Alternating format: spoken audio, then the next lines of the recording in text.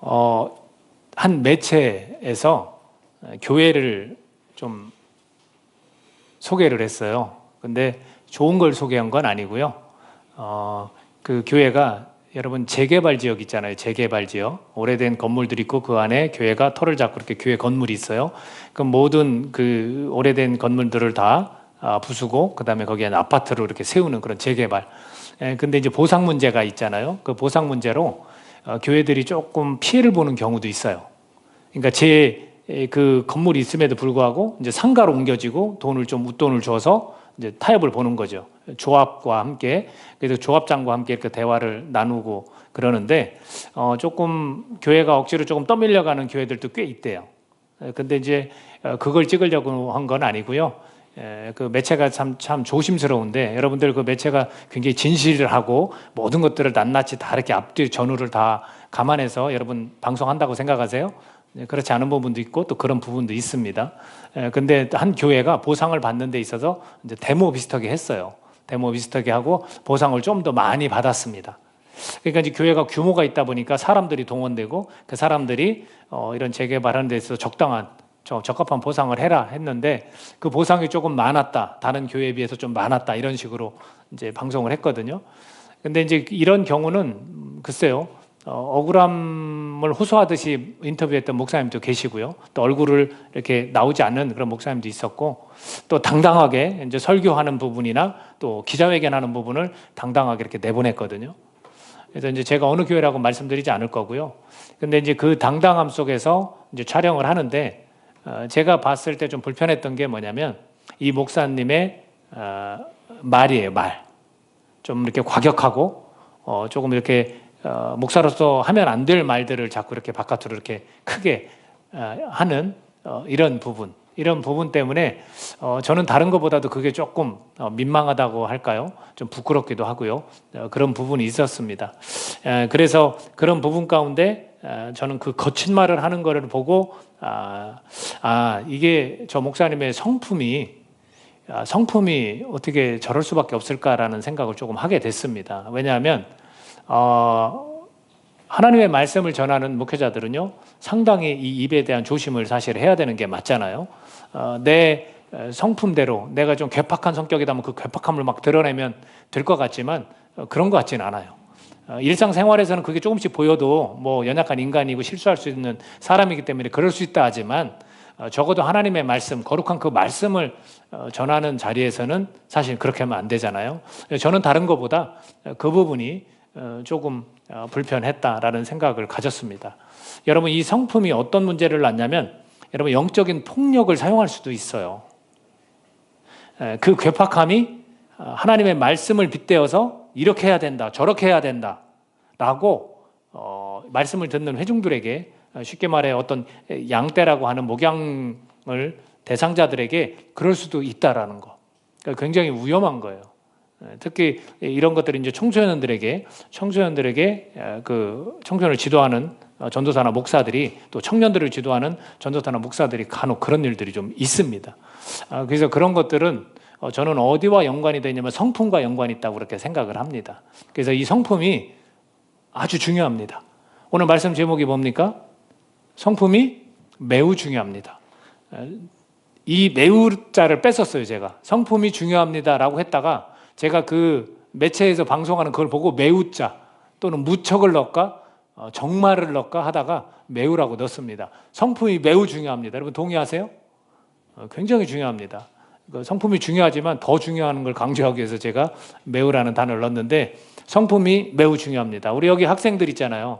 청소년을 대상으로 이렇게 예배를 드린다지만 사실은 저를 잘 이렇게 안 쳐다봐요. 청소년들도 잘 안 쳐다보고 그 눈높이에서 이렇게 설교한다는 게 작년도 섞여 있기 때문에 쉽지는 않습니다. 근데 내 청소년들에게 하고 싶은 이야기가 있어요. 이 청소년기에 여러분들이 제일 많은 시간을 투자해서 하는 게 뭐예요? 공부잖아요. 공부하는데 얼마나 힘들어요? 여러분 힘들죠? 뭐 대답이 없어? 할만한가 보네? 힘들어요. 그리고 어디를 가요? 학원을 가요. 그러니까 저희 자녀들만 봐도 고등학생 2명이 있는데 계속해서 학원 가고 공부하고 사실은 힘들어. 근데 이제 저는 제가 올바른지 모르겠어요. 저는 이게 성적에 대해서 닥달하지는 않는 스타일이에요. 왜냐하면 저도 공부를 한다고 열심히 한다고는 했지만 결과적으로는 잘 못했어요. 성적이 잘 나오지도 않았고, 그래도 예수님 만나고 삶을 살아갈 때 그것이 다 교훈이 되고 늦지막히 공부도 하게 되고 다시 이렇게 하나님 말씀 전하면서 이렇게 살게 되는 게 얼마나 감사하고 기쁜지 모릅니다. 그래서 공부를, 성적을 우선으로 얘기하진 않아요. 그러나 지금 이 자리에서 우리 청소년들에게 부탁하고 싶은 게 뭐냐면, 요 시기는 잠깐 지나가요. 뭐 길어야 6년, 중학교 1학년부터 고3까지 6년, 아니면 지금 많이 지나왔던 친구들은 뭐 1, 2년이면 끝나요. 근데 이때 여러분 공부에도 집중해도 좋지만 여러분 더 집중해야 될 게 있습니다. 그게 뭐냐면, 여러분 성품 훈련을 하십시오. 내 성품이 어떤지를 돌아봐야 돼요. 내가 하나님 자녀로서 내 성품이 괜찮나? 예수님을 좀 닮아가는 모습이 있나? 이 고민을 하셔야 돼요. 그게 얼마나 중요한지 몰라요. 이때 자리를 좀 잡아놓으면 좋아요. 내가 이때 깨닫고 내가 이런 성품 훈련을 통해서 내가 하나님 앞에서 이렇게 서 있어야겠다. 내가 이런 모습을 길러야겠다. 여러분들이 이런 자세를 가지면 좋겠다. 학원을 열심히 다니고 성적을 올리는 것보다 더 중요하다고 저는 생각을 합니다. 성품이 그만큼 중요하다는 거. 오늘 사건을 우리가 읽었거든요. 근데 애도하는 모습이 있고 슬피 막 우는 모습이 있어요. 한 사람이 죽었거든요. 그 죽은 거에 대한 애도하는 모습이 이 다윗 왕. 저는 오늘 말씀 가운데 이 다윗 왕과 또 다른 사람들의 성품을 좀 보고자 합니다. 다윗을 우리 하나님이 말씀에서 뭐라고 표현했냐면, 야, 내가 이새의 아들 다윗을 만나니 내 마음에 맞는 사람이다. 내 마음에 맞는 사람이다. 그러니까 우리 사람끼리 서로 만나면 저 사람 내 마음에 꼭 맞네 이런 게 아니라 하나님의 마음에 맞는 사람이라는 거예요. 그래서 내 뜻을 다 이루리라. 누굴 통해서? 다윗을 통해서 이룰 것이다. 이런 말씀을 사도행전 13장 22절에서 하고 있거든요. 여러분, 이보다 더 좋은 말이 어디 있을까요? 하나님이 보시기에 우리 각자를 생각해 보십시오. 저를 하나님이 보시기에, 야, 너 김윤호 목사, 김윤호 너 내 마음에 딱 맞는 사람이다. 여러분 기분이 어떨 것 같아요? 정말 이보다 더 좋은 일이 어디 있겠습니까? 이 모든 우주 만물을 창조하신 하나님, 우리 인간을 창조하신 하나님이 나에게, 야, 너 내 마음과 딱 맞는 사람이다. 이 소리를 듣는 것보다 더 좋은 게 어디 있겠습니까? 근데 이유가 있을 거 아니에요. 왜 다윗한테 그렇게 이야기를 했을까? 여러분, 다윗이 그럼 완벽한 사람일까요? 여러분처럼 학원 다녀서 공부를 잘하는 사람이었을까요? 아니에요. 두 가지는 좀 볼 수 있어요. 첫 번째 뭐냐면, 하나님의 말씀을 잘 순종하는 사람이기 때문에 그랬을 수 있다. 근데 다윗을 보면 하나님 말씀에 순종만 한 게 아니라 죄를 지은 적도 있어요. 그리고 피를 너무 많이 흘리는 전쟁을 많이 해서 성전을 못 짓게 하나님이 하셨어요. 피 묻은 손이라고. 그렇게 따지면 완벽한 사람, 하나님의 말씀만 그저 순종하고 따랐던 사람 아닐 수도 있다는 거예요. 다만 그가 하나님 말씀을 들었을 때 회개하고 돌이키는 부분은 굉장히 우리가 높이 사는 거죠. 그래서 하나님 말씀 때문에 하나님 마음에 맞는 사람이다라고 할 수도 있어요. 두 번째는 뭐냐면, 저는 이 첫 번째와 별개라고 생각하지 않거든요. 전혀 관련성이 없다라고 볼 수 없습니다. 뭐냐면 성품 때문에 그런 게 아닌가. 성품, 다윗의 성품. 곳곳에 다윗의 이야기가 많이 나와요, 성경에. 근데 그의 성품을 들여다볼 수 있어요. 우리는 그저 하나님과의 관계만 보지만 하나님의 관계 속에서는 우리의 인격, 이런 성품이 되게 중요해요. 왜? 그분을 우리는 닮은 형상으로 만들어졌기 때문에 그분을 따라서 살 수가 있거든요. 그래서 우리가 예수님 닮기 원합니다, 이런 표현들 하잖아요. 여러분, 예수님 닮기 원해요? 우리는 그래요. 하나님의 형상대로 우리가 지어졌기 때문에 우리의 성품이 하나님의 성품을 닮아갈 수 있다는 거예요. 그래서 저는 이 성품 때문에 아마도 하나님께서 내 마음에 맞는 사람이다 이렇게 말씀하시지 않았을까, 그렇게 생각해 봅니다. 자녀와 부모들의 그 관계 속에서 제가 눈여겨보는 게 하나 있어요. 우리 자녀가 지금 여기 3명 앉아 있거든요. 그러면 제가 이 자녀들을 똑같이 사랑할까요? 좀 다르게 사랑할까요? 네? 부모 계신 분들이나 우리 부모님 생각하는 우리 청년들 어때요? 눈빛은 약간 나를 차별하는데, 나보다 내 동생을 더 좋아하는데, 내 누나를 좋아하는데, 형을 좋아하는데 이러는 것 같은데, 부모 입장에서는 어때요?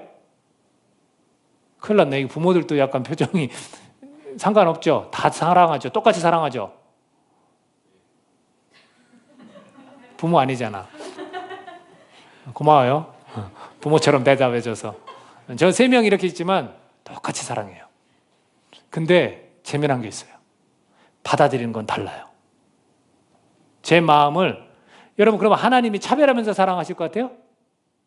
하나님의 이 선택한 백성들 똑같이 사랑하신다고 믿죠?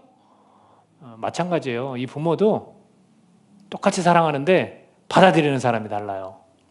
받아들이는 사람이. 누구는 우리 엄마는 우리 아빠는 차별한다. 그렇게 생각하더라고요. 누구한테 더 관심 갖고 나한테 좀 무관심하다. 또 난 좀 서운하다. 누구한테는 좀 더 뭐 용돈이라도 더 주면 나는 서운하다. 이런 생각들을 하더라고요. 근데 한 가지 더 짚고 넘어갈 거는 그렇지 않은 부모도 있어요. 부모 때문에 상처받는 자녀도 분명히 있습니다. 그렇다면 그 부모의 뭐가 문제냐면 성품이 문제예요, 여러분. 그 성품이 온전치 않아서 그래요. 근데 받아들이는 자녀들도 제가 가만히 지켜보니까 성품의 문제입니다, 여러분. 성품이 좀 더 온유하고 성품이 좀 더 느긋하고 성품이 좀 더 정직한 그런 친구들은 엄마 아빠의 마음을 잘 이해해요. 서운하고 차별한다 생각 안 해요. 자녀들도 문제가 있다는 거예요, 성품에. 그래서 그것을 오늘 이 시간에 이 다윗과 또 다른 이 사람들을 통해서 우리가 좀 어느 정도 해결할 수 있기를 예수님의 이름으로 축복합니다. 우리의 일반적인 삶에서 대부분이 성품의 문제가 굉장히 많아요. 부부싸움도 마찬가지죠. 성품의 문제가 많아요. 좀 더 참느냐? 이 참는 거 인내도 성품이거든요. 참느냐? 막 쏟아붓고 드러내느냐? 이거 다 성품의 문제예요, 여러분. 성품이 얼마나 중요한지 모릅니다. 우리 교회의 가치 중에 하나도 있잖아요. 성품. 그래서 써놓은 거예요. 우리 그리스도인들이 왜 바깥에 나가서 뭐 그리스도인들이 왜 저래? 교회 다니는 사람이 왜 저래? 무슨 문제냐면 성품의 문제가 가장 커요. 그들은 영적인 세계를 못 봐요. 그래서 우리의 그 모습을 보기 때문에 성품의 문제가 가장 큰 거예요. 그래서 오늘 좀 이런 성품에 대해서 좀 생각해 보려고 하는데 성품을 몇 가지로 나눌 수 있는데 성품 학교라는 프로그램도 있어요. 근데 그 내용을 보면 엄청 많아요. 근데 저는 그거 다 다룰 수도 없고요. 오늘 이 성품의 내용 중에 몇 가지만 생각하면 돼요. 경청. 남의 말을 잘 들어주는 거. 이게 성품에서 아주 중요한 거예요. 부모가 자녀 말을 잘 들어주는 거, 자녀가 부모 말을 듣는 거 되게 중요해요. 근데 부모가 얘기하면 뭐라고 해요? 잔소리한다. 경청이 아니죠. 자녀의 성품이 문제가 있는 거죠. 부모가 얘기하면 들어야죠. 부모를 공경하라 말씀하셨는데 이런 것들이 다 성품의 문제예요. 경청. 마찬가지예요. 부부도 마찬가지고 한 사람만 얘기해봐요. 그게 무슨 관계가 잘 행복한 관계가 되겠습니까? 안 그렇죠. 경청이 있습니다. 또 뭐가 있냐면 여러분들 공손이라는 거 있죠. 공손한 거. 성품 좋다고 할 때 사람이 참 공손하다. 인사도 이렇게 잘하면 왜 예의 바르다라는 표현을 쓰는데 그냥 공손이라 생각하면 돼요. 안녕하세요 이렇게 인사하고 감사합니다 고맙습니다 참 공손한 거잖아요. 반갑습니다 이렇게 인사하는 거 이런 부분들이 다 성품이에요. 그런 사람을 야, 저 사람 성품 괴팍해 이렇게 얘기하는 사람 봤어요? 그러지 않는다고요. 그러니까 이런 공손한 이런 부분도 있고요. 지금 표현했듯이 또 인사하는 그런 부분도 있고요. 그리고 성품 중에 이기적이기보다는 이타적인 거. 자기만 생각하는 사람을 누가 성품 좋다고 해요? 저 사람은 남을 좀 이렇게 좀 배려하고 생각하네? 그러면 성품 좋다고 그러는 거예요. 주님께서 말씀하셨잖아요. 하나님을 사랑하지만 이웃도 사랑하라고. 그게 다 성품과 관계가 되어 있는 거죠. 이기적인 게 아니라 이타적인 거예요. 타인을 좀 생각할 수 있는 그런 것이 다 성품이겠죠. 그리고 또 됨됨이라는 거 있잖아요. 됨됨이. 사람 됨됨이 괜찮다. 우리는 우리나라는 외모를 너무 봐요. 그죠? 여러분들 외모 보잖아. 남자친구 사귀고 여자친구 사귀려면 우리 청소년들도 외모 보잖아. 몸매 보고. 근데 됨됨이를 봐야 돼요. 됨됨이 잘 안 보잖아요. 됨됨이를 봐야 돼요. 사람은 됨됨이. 그리고 또 성품의 내용 중에 칭찬 같은 것도 있을 수 있죠. 칭찬해 주는 거. 칭찬을 잘하는 사람이 있어요. 여러분 칭찬은 고래도 춤추게 한다는데 서로 이렇게 칭찬해주고 이런 사람 보면 성품이 나쁘다 이렇게 말 안 하거든요. 또 어떤 사람이 있습니까? 잘 인정해주는 사람. 타인의 어떤 좋은 점들을 인정해주는 그런 부분들. 또 정직한 거, 또 사람을 존중하는 그런 마음들, 또 절약하고 절제하고 이런 게 다 성품이에요. 굉장히 많아요. 이 성경에서 말하는 덕목들 대부분이 다 성품에 들어가요. 인내하는 거 다 성품이에요. 또 감사할 줄 아는 거 다 성품이에요. 또 기뻐하는 거 이런 거 다 성품입니다. 그리고 마지막으로 하나님을 의지하는 거. 그 주권. 하나님은 절대자이십니다. 하나님은 왕이십니다. 이걸 인정하는 거. 이게 성품이에요. 이런 성품들을 갖춘다면 하나님이 그래, 너 내 마음에 맞는 사람이다. 이렇게 말하시지 않을까요? 우리는 그걸 위해서 이 땅에서 계속해서 성화되어져가는, 성숙해가는 삶을 사는 거예요. 한 번에 어떻게 되겠습니까? 이게 청소년 시절에 여러분 청소년들도 지금 준비하는 거예요. 하나하나씩 하나님 앞에 기도하면서 이런 성품을 내가 길러가는 거예요. 훈련이에요. 습관이에요. 절제하는 거, 절약하는 거 다 이거 훈련이에요. 그러면서 살아가는 거야. 청소년 시기에 어떻게 성품 좋은 사람이 나올 수 있어요? 삐딱하기도 하고 질풍노도의 시기라고 막 하면서 막 문도 꽝꽝 닫고 소리도 한번 치고 다 괜찮아요. 거치는 과정이에요. 근데 그 과정 외에 내 성품을 좀 돌아볼 수 있으면 좋겠다라는 거예요. 자, 다윗과 이제는 본격적으로 이야기를 좀 하려고 하는데 다윗과 사울의 집이 계속해서 전쟁이 일어납니다. 전쟁. 사울이 왕이었고 하나님이 다윗을 후계자로 왕으로 이제 세운다는 거예요. 자녀가 아니에요. 혈육이 아니에요. 혈육을 세우고 싶었죠. 그래서 이 두 그룹이 나눠진 게 유다와 이제 이스라엘.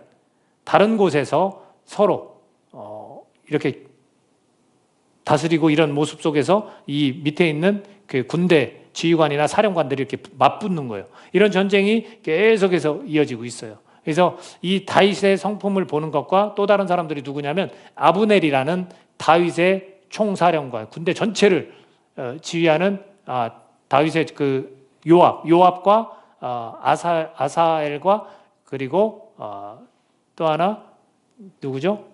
그 아비새, 요 세 사람과 그 다음에 사울의 자녀 중에 이스보셋이라는 사람이 있어요. 그 이스보셋의 군대 총사령관 아브넬이라는 사람. 이렇게 이제 기억을 하십시오. 그렇게 해서 이렇게 맞붙는 전쟁을 계속 이어갑니다. 근데 오늘 이 읽은 본문의 내용은 누가 죽은 겁니까? 아브넬이라는 사람이 죽었어요. 그 내용을 좀 설명하려고요. 아브넬이 어떻게 해서 죽었냐면 맨 처음에 다윗의 부하와 이 세 형제가 있어요. 아비새와 그리고 요압과 아사헬이라는 요 세 사람 부하와 그런 사울의 아들 이스보셋의 군대 총사령관인 아브넬이라는 사람이 이렇게 붙은 적이 있어요. 싸움을. 그래서 누가 이겼냐면 다윗의 이 부하들이 더 훨씬 잘 싸웠어요. 그래서 열 몇 명이 죽었지만 여기는 300 몇 명이 죽었어요.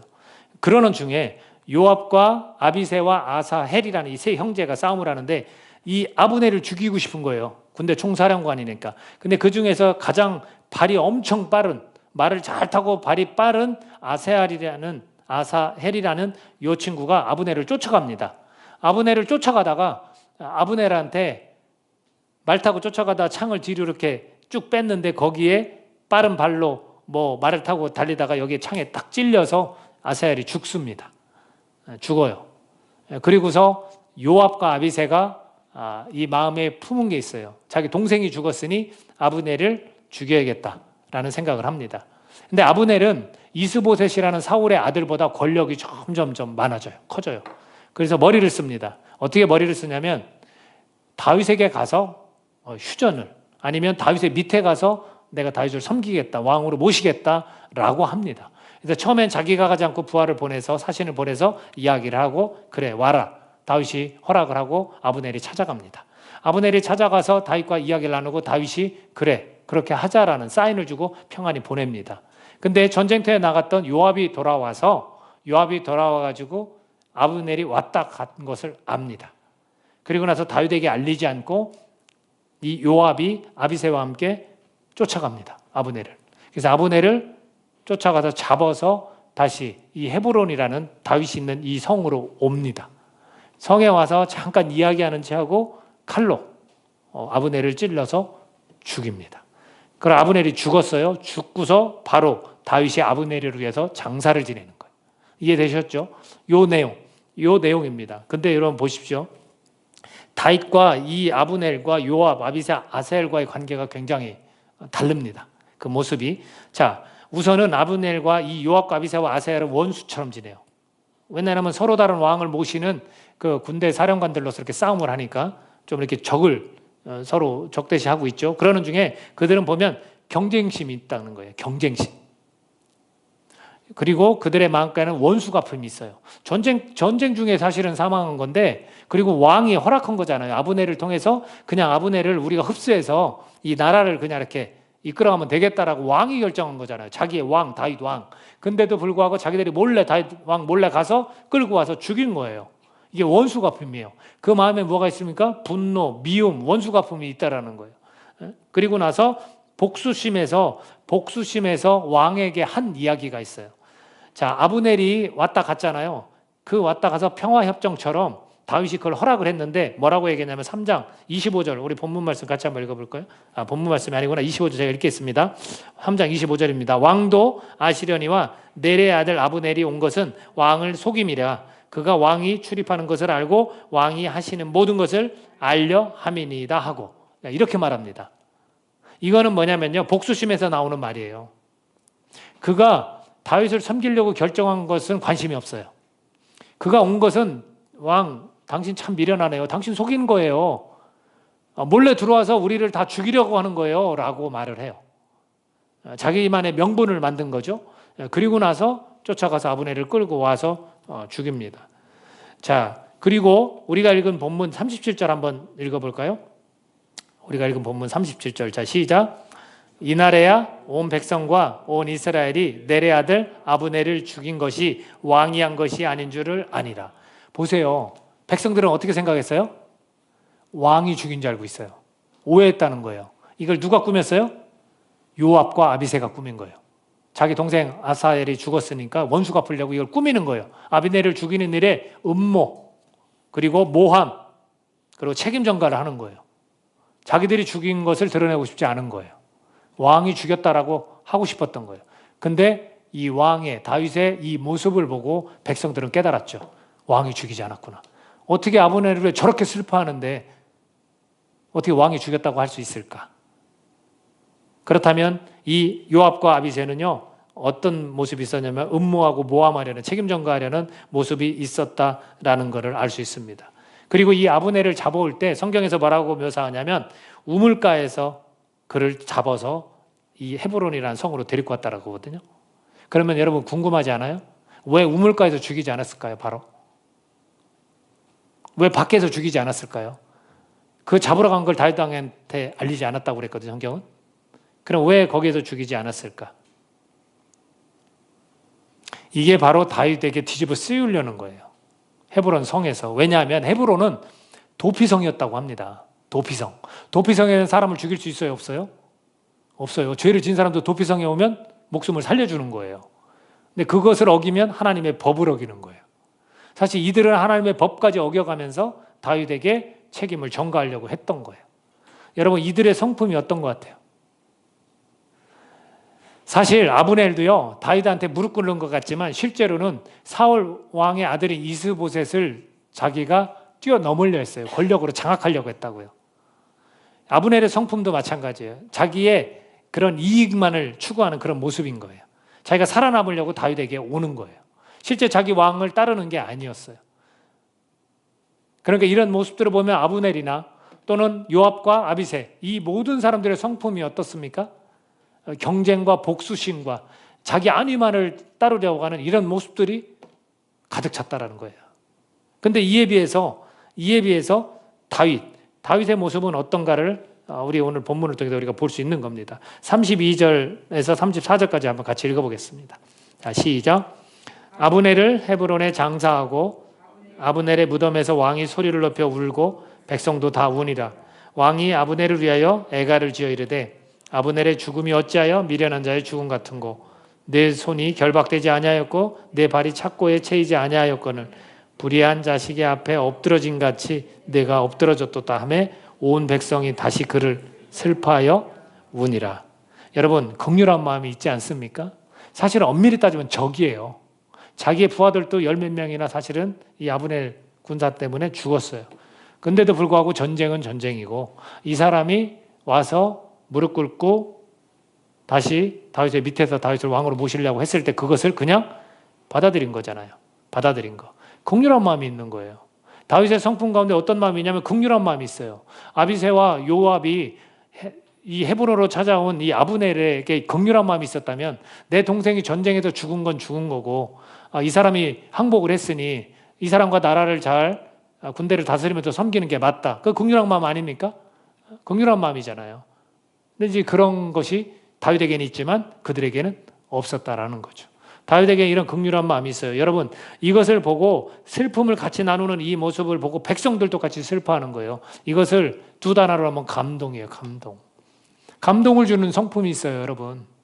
슬플 때 같이 슬퍼하고 웃을 때 같이 웃고. 이게 감동 아닙니까? 남이 좋은 일이 있으면 배 아파하고 같이 웃어주죠 못하고 이런 게 아니라 상대가 좋은 일이 있으면 같이 웃어주고 잘 됐다고 같이 기뻐해주고, 상대가 슬프고 어렵고 고통 가운데 있으면 그래 안 됐다라고 같이 울어주고, 이게 긍휼한 마음 아니겠습니까? 이게 감동 아니겠습니까? 다윗에게는 이런 성품이 있었다라는 거죠. 그러니 하나님께서는 그를 내 마음에 맞는 사람이다. 왜? 하나님은 긍휼하신 분 아닙니까?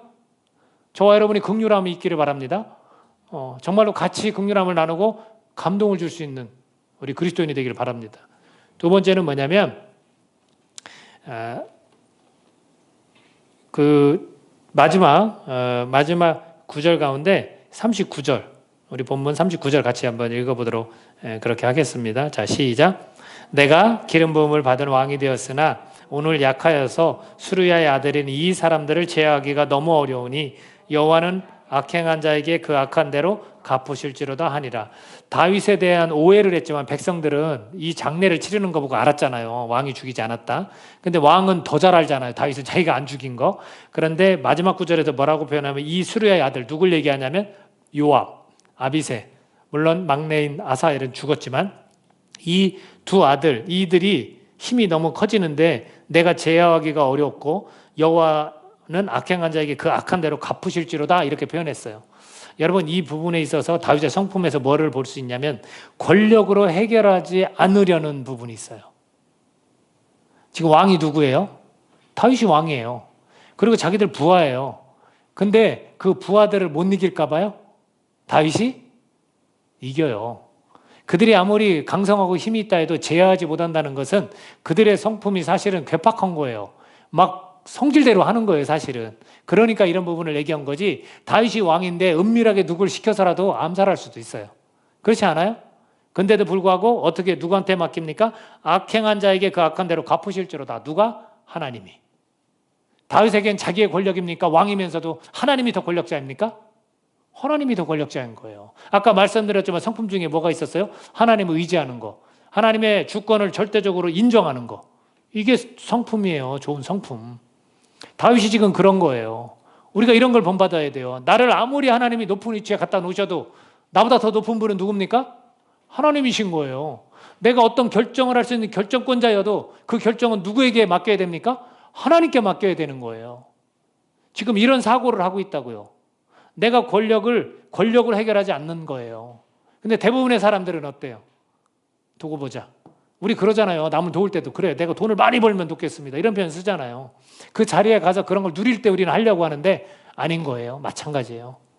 어디에 있든 무슨 상황에 있든 나보다 더 권력자는 누구냐면 하나님이고 하나님께 맡기는 이런 성품을 다윗이 가졌다라는 거예요. 그러니 하나님은 말씀하시는 거예요. 내 마음에 맞는 사람이구나.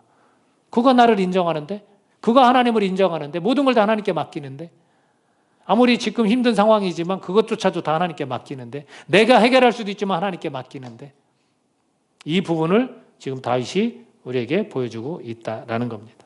세 번째는 뭐냐면 이 다윗은요, 책임을 다하는 그런 모습을 보입니다.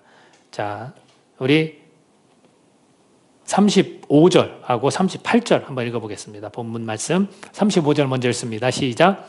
석양에 뭇 백성이 나와 다윗에게 음식을 권하니 다윗이 맹세하여 이르되 만일 내가 해지기 전에 떡이나 다른 모든 것을 맛보면 하나님이 내게 벌 위에 벌을 내리심이 마땅하니라 하며, 그렇게 되어 있습니다. 그랬더니 그 밑에 보면 백성이 보고 기뻐하며 왕이 무슨 일을 하든지 무리가 다 기뻐한다 이렇게 표현했어요.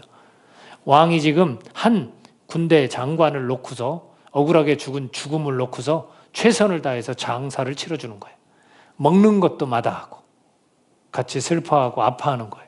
자, 그 다음에 38절 읽어보겠습니다. 자, 38절 시작. 왕이 그의 신복에게 이르되 오늘 이스라엘의 지도자여 큰 인물이 죽은 것을 알지 못하느냐.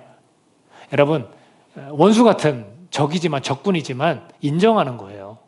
정말 이스라엘을 위해서 그의 나쁜 면도 있었어요. 이스보셋을 그 사울의 첩을 이렇게 맞아들이는 그런 안 좋은 일도 했었어요. 그러나 다윗은 그런 게 중요한 게 아니라 정말로 이스라엘의 큰 인물이고 지도자였다라는 걸 인정하는 거죠. 마지막에 이 죽음 앞에서 그걸 비난할 일이 뭐가 있겠습니까? 자, 이것을 볼 때 왕으로서 자기 책임을 다 하고 있지 않습니까? 이걸 뭐라고 표현할 수 있냐면 품위가 있잖아요. 왕으로서 품위가 있잖아요. 저는 목사로서 품위가 있기를 바랍니다. 목사로서의 책임을 다할 때 품위가 있는 거 아니겠습니까? 누가 봐도 정말 목사답다. 목사답게 정말로 성실하게 하나님 일을 감당하는구나 할 때 품위가 있지 않습니까? 성도도 마찬가지죠. 우리 회중도 우리 지체도 다 마찬가지예요. 품위가 있기를 바랍니다. 그리스도인이면 그리스도인답게 품위가 있어야죠. 그래서 지금 이 모습을 이 장사를 통해서 장례 절차를 통해서 그 품위를 지금 다윗이 보여주고 있다라는 거죠. 하나님은 이런 사람을 내 마음에 맞는 사람이다라고 이 다윗의 성품을 보고 그렇게 말씀하시는 것 같습니다. 저와 여러분이 좀 그리스도인에서 품위를 지키는 그리스도인이 되기를 바랍니다. 얼마나 좋아요. 이 모습을 오늘 우리가 좀 본받을 수 있기를 간절히 바라요. 이 세상은 아브넬과 같고요. 이 세상은 요압과 아비새와 같아요. 경쟁을 시키고요. 그죠? 네가 남이라도 밟고 올라가야 성공한다 하고요. 돈 있어야 산다고 하고요. 다 그래요. 네 안위를 먼저 생각하라고 하고요. 어디 타인을 생각하고 그렇게 합니까? 그러나 하나님을 믿는 백성들은 진과 같은 이런 성품을 가지고 삶을 살아가는 자예요. 긍휼한 마음을 가지고 사람들에게 감동을 주고 또 권력으로 모든 걸 해결하는 게 아니라 하나님께 맡기는 이런 모습과 자기 책임을 다 그리스도인으로서 우리가 자기 책임을 다하는 품위를 지키는 이런 성품으로 우리가 살아갈 때 하나님께서 그래 너는 내 마음에 맞는 사람이다 라고 여겨주시지 않을까요? 저와 여러분이 그런 성품을 지니고 앞으로도 계속해서 이 성품 훈련을 통해서 우리가 좀 더 주님을 닮아가는 그런 그리스도인이 되시기를 예수님의 이름으로 축복합니다. 기도하겠습니다. 이 시간 우리 함께 기도할 때 우리의 성품을 한번 되돌아봤으면 합니다. 과연 내 성품이 온전치는 않지만 주님을 좀 닮아가려고 계속해서 훈련하고 노력하고